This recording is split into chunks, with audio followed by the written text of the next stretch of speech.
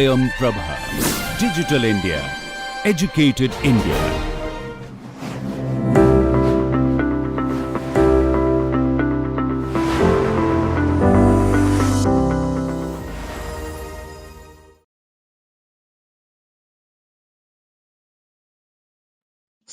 Next, we will go forward with the distributed training. So, as I was mentioning that it is very easy to distribute the training in TensorFlow, but why we are using that you need to know, because the environment you are working with, you need some enhanced performance in the end. But actually, you need to also know the environment that you are working with, right? So the ideal performance you want to get, let's say, very fine-tuningly managing the entire pipeline of your training, defining. So we were mentioning something about this line in the last class, that you can fine-tune or finely manage which step will go to which GPU that is available for your system.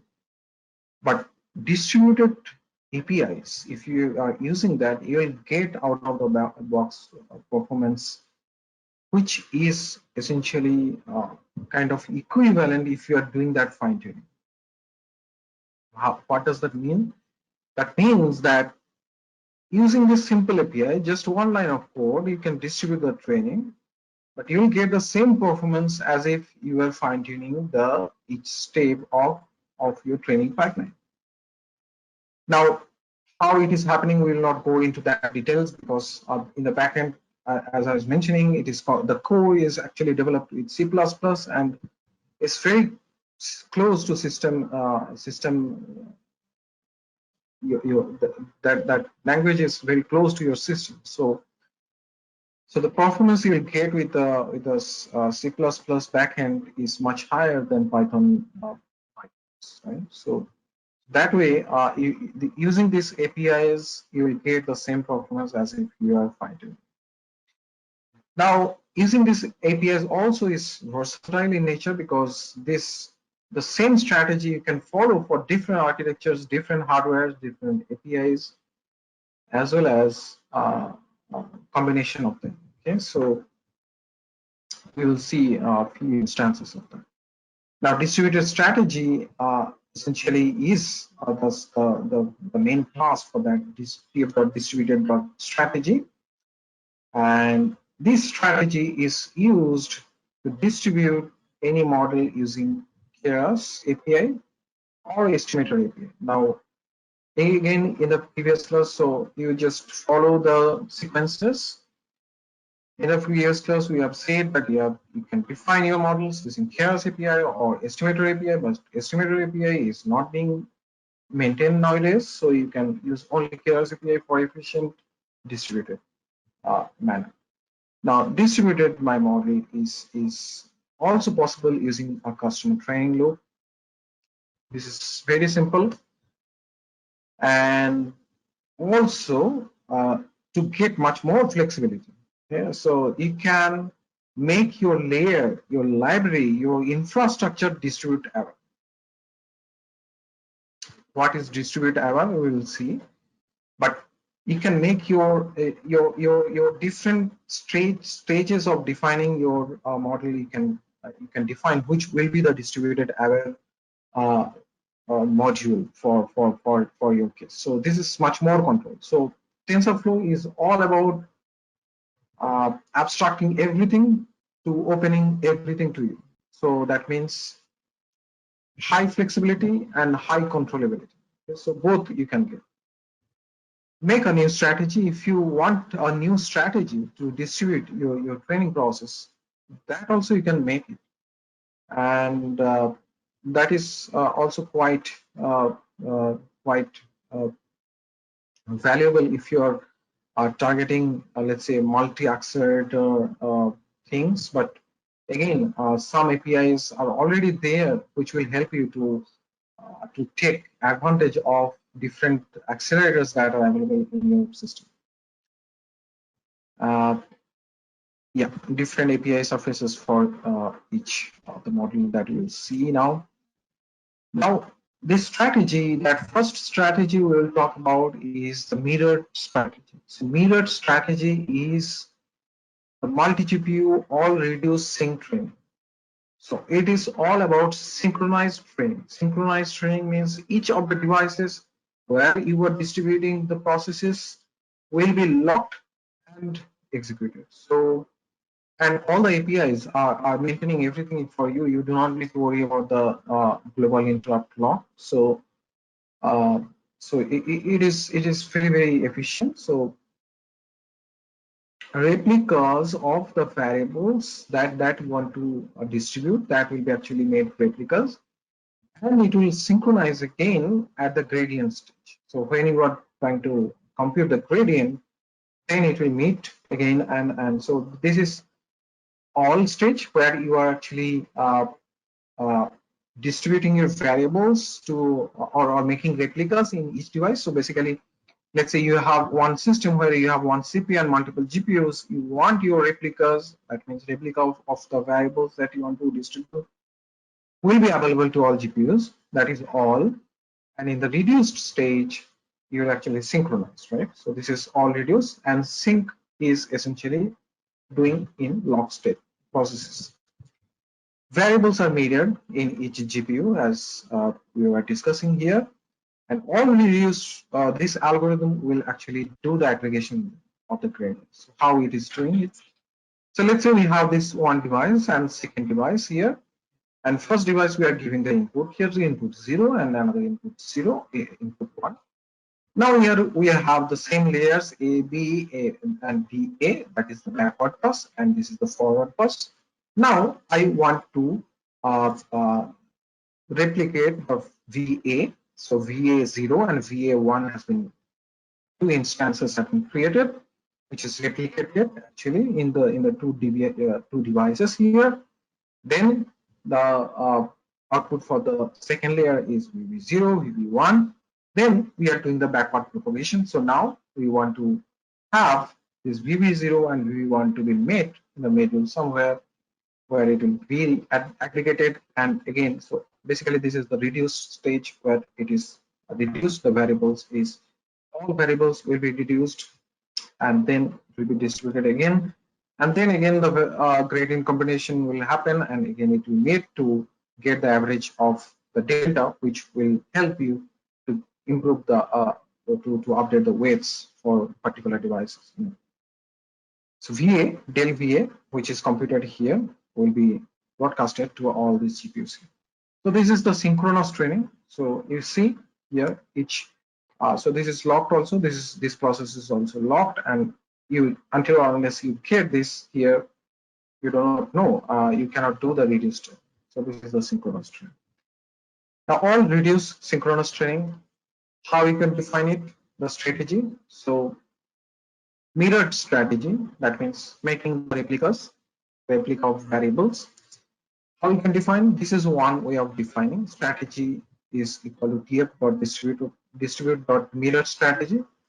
Mirrored strategy is very simple uh, function which will distribute your or mirror your variables to all the devices that is in. If you want to particularly define which are the devices that you want to work with, you can also give the arguments which are the particular devices, GPU0, GPU1 in this case. And also you can define which reduce algorithm will be used. You can define that in the argument also. These are the three ways to define the strategy. Once you have defined the strategy, you can go to your model definition and completion. This is the sequential way of defining the model that you have seen so far. And to add like these variables which are used in these layers will be distributed to your machines. If I want to specify that, we'll just wrap this with this strategy.scope. That's it. So you define the strategy, you wrap your entire training module inside the strategy.scope. So this particular block is under this strategy's scope. That's it, simple. And you will have the mirror strategy with all reduce. That's simple. And this particular block, which you will see in this red box, is essentially the distributed error box or distributed error block. So distributed error block, you can also define that you have seen so far. So this is the distributed error block, because now now the backend knows that this is the block where I will mirror the variables. You can have multiple worker, so that was for single worker and multiple devices. You will have multiple worker, multiple devices, and in this case, TensorFlow corrective ops will be uploaded. Again, the thing will be synchronized in nature, and so workers will run in lockstep, and you will synchronize the gradients in each step. Okay, so each step will be distributed to multiple worker, multiple devices, whatever you define. So worker, which will do the things, okay. And this is again synchronous in nature. So how to define that? You want to distribute, use the multiple worker mirrored strategy. So this is coming under the experimental module. So this is just the experimental module, but it will be transferred to your mainstream module in any time. Okay, but you can use this tf.distribute.experimental.multi-worker mirror strategy to define one mirror strategy, which is will be creating one scope for your distributed module, which will be distributed to multiple worker and multiple devices. You can also define which backend communication will be happening. HCL you can define. Okay, right. Then you also need to define the workers, basically which will be the task type and the workers, and that will be given as JSON string form. Okay, so cluster, the specification for your nodes here. This will be the worker, and this will be. So this is the simple usage of a multi-worker mirrored strategy, where you can have multiple worker working tandem in a synchronous manner. In all the steps will be locked and executed. You can have all reduced synchronized training for TPUs as well. So it's a bit tricky, but since through the Colab also you have seen that you have the flexibility to access TPUs. It is similar to your mirrored strategy, but unlike mirror strategy, it will use cross replica sum to synchronize the aggregations onto from different nodes. One TPU is TPU, and many TPUs is called TPU pods. Okay? So you can have both. So how to define this strategy? So again, as I was mentioning, that once you have defined this strategy, you can use strategy.scope and define your scope. Again, here we will define the strategy, and strategy.scope you will define your distribute error block. That's it. How you can define it? You can define your resolver, which is essentially cluster resolver class, and this will actually be using this TPU cluster resolver for the TPUs. Okay, so it's a bit tricky, but you can use these steps to use this strategy. Now, how you will get the strategy? You will just define to connect to the clusters, initialize the TPU system, and then use this resolver to create the strategies. Right. So this is again coming under distribute.experimental module, where you will have this TPU strategy to be defined for your TPUs, and you can use this strategy using strategy.scope. So So we have talked about synchronous execution, where your workers are working in a locked state, right? What happens if your workers, let's say multiple devices you have in one system, they are not similar in runtime performance. Let's say some worker will do faster, some worker will slower, and so on and so forth. So you will have different performance workers in your device or in your machine, and you can use parameter servers and workers in this case. Parameter servers maintains the global variables which will be actually synchronized and doing the aggregation. And worker nodes will again do the replication of the variables computing, and then it will send to the server parameter servers to get aggregated and get back. So parameter servers will take care of this synchronization. So these workers will be working in their own way. Okay, so this is a bit different from your synchronous way of working things. But once you have the APIs, you do not need to worry about anything. So the parameter solver strategy, we are defining it with, again, it is coming under distribute.experimental and parameter solver strategy. So you can define it, and you can uh, also define with parameter solver strategy with these two ways. Okay, so this is just the name that we are doing. Now, once you have defined it, actually you can use the strategy as a scope, and also you need to define in the JSON string format the workers, which will be the PS, the parameter servers, and which will be the worker. So these two definitions, if you just give in the configuration string, that's it. So once you have this definition for the tasks and the cluster, so basically what nodes will be the worker and what are the nodes will be your parameter server. So that's it. One more way of approaching is central storage. So central storage is basically the one node approach of parameter server one, the PS worker strategy that you have seen. So this is asynchronous also, but we think that, so here we had multiple devices where we have defined which will be the parameter servers and which will be the workers.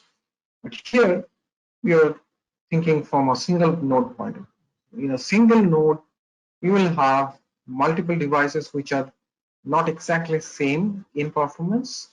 So you can use central storage approach, where one machine, multiple GPU will have one copy of each variable will be in CPU. So maybe CPU will be working as a parameter server, right? And one replica of the model will be in each GPU here. And because it might so happen that parameters, the number of parameters, this is another case where the number of parameters is getting exceeded more than the memory that is available for your GPU. What you will do, because you are doing the replica, you are maintaining the gradients, and then again you are sending back those. You are getting all the updated values, aggregated values again. So it might so happen all the embeddings may not feed your GPU memory. In that case, you can use your CPU to be working as that central storage, okay, and offload everything to your CPU and do release some of the memory pressure from the GPUs. So how you can define it? Again, it is very simple. Strategy equal to pf.distribute.experimental.central storage strategy, and that's it.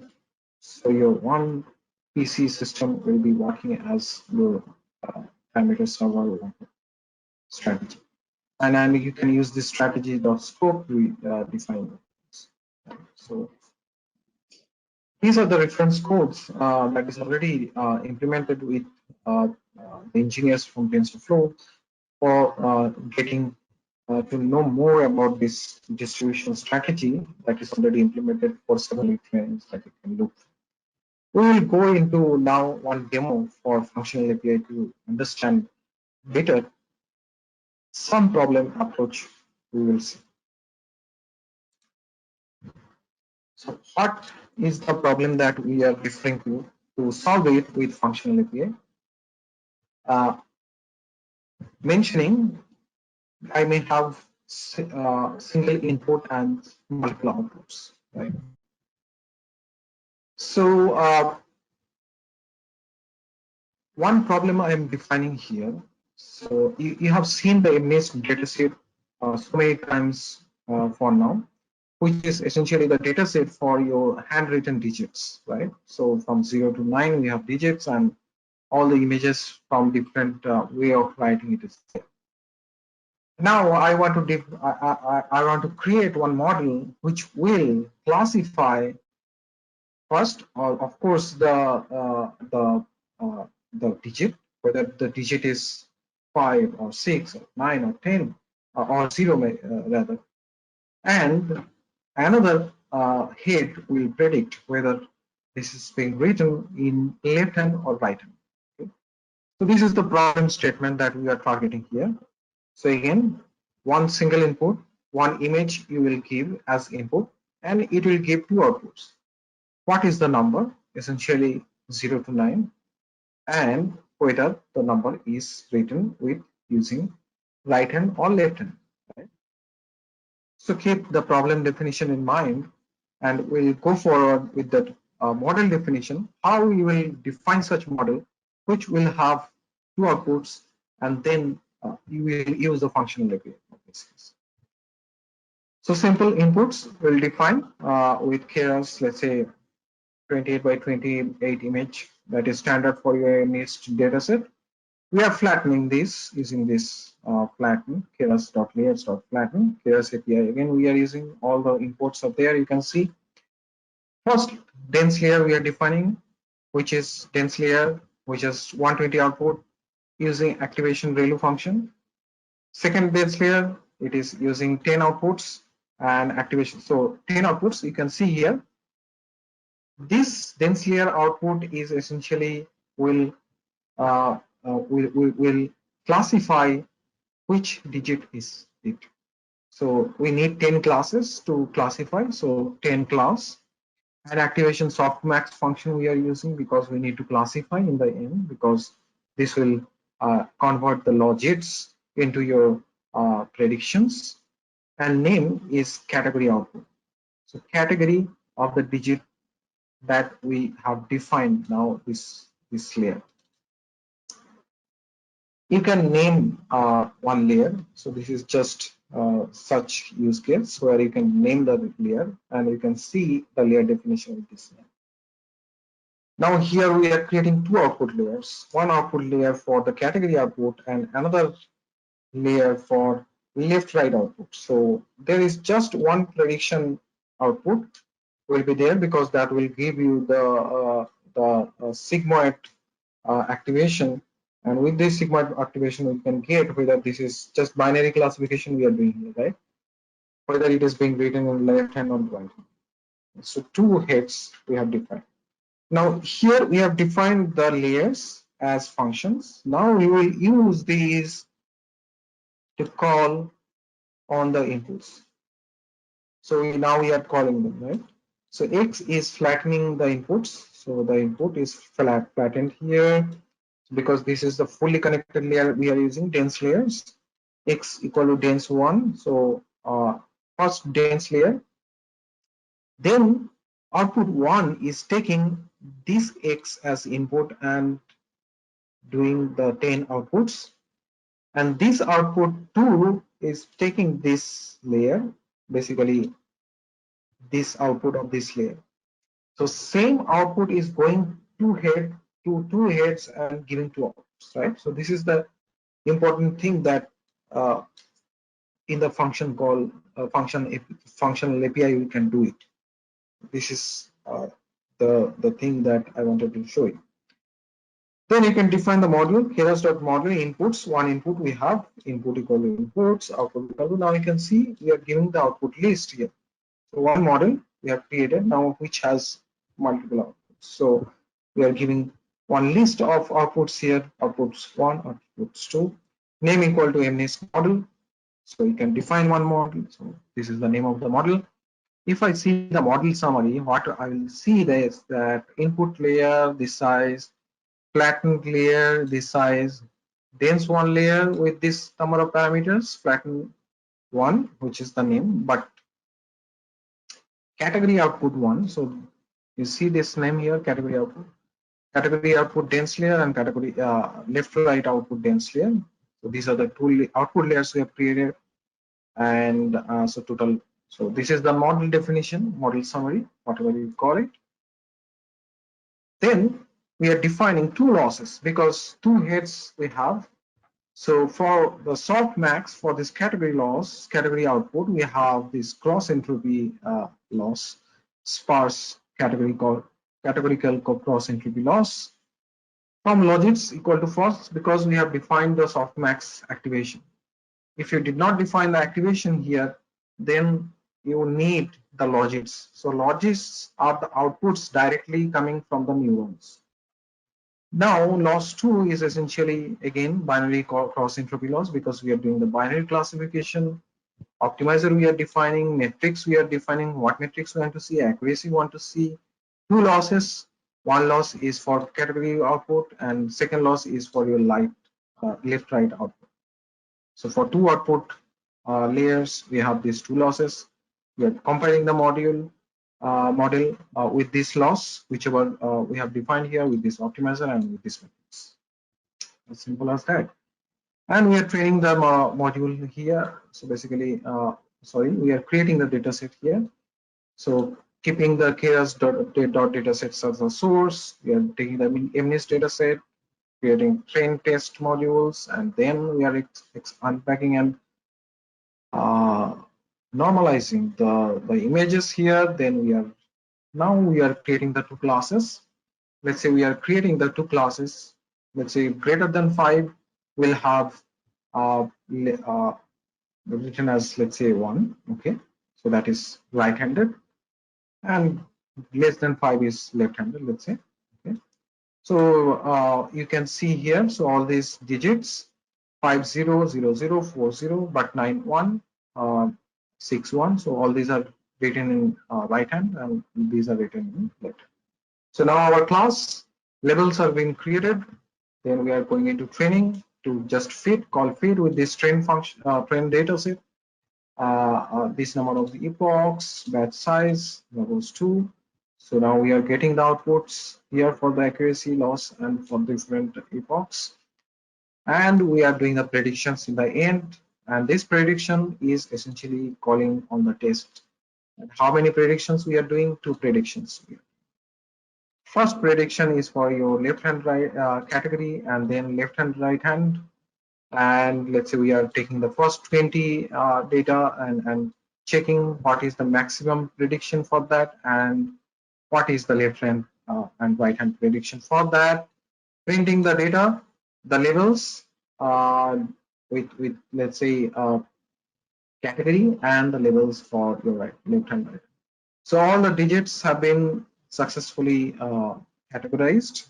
So these are the predicted labels and predicted labels for the left hand right hand. You can see 1 is for your 7, 0 is for 2, 9, 5, 1. This is wrong prediction. But again, anyway, so you have seen how you can use functional API to simply define your module with different number of outputs, and you can train the module and extract the predictions and do so. As simple as that. So if you're doing transfer learning or maybe multi-head or multi-stage training, you are creating the pipeline. This is the best way to go using functional API. So with this functional API, we'll close this session.